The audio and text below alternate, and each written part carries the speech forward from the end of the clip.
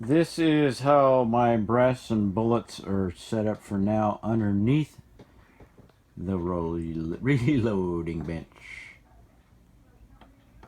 Brass and bullets down low.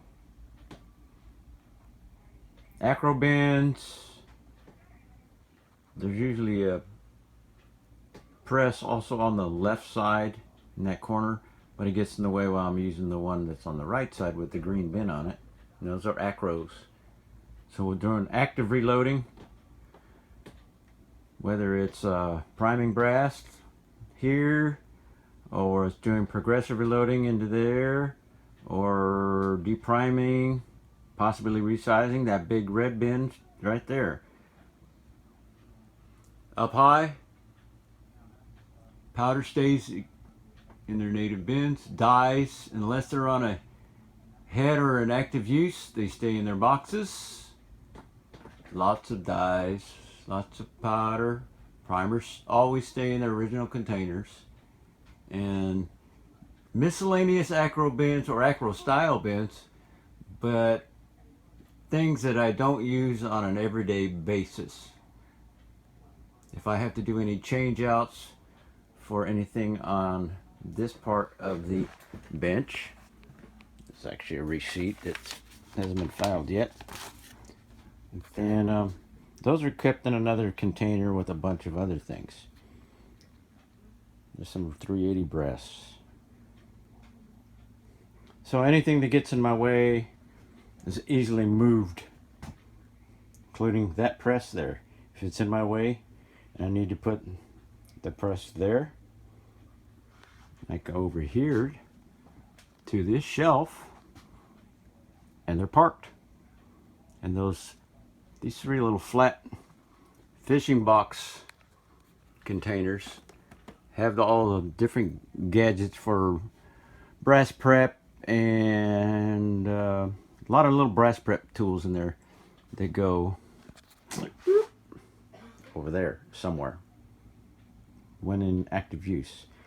I can tell you this, having this sitting right here next to this priming tool is awesome, because the green one is a swager.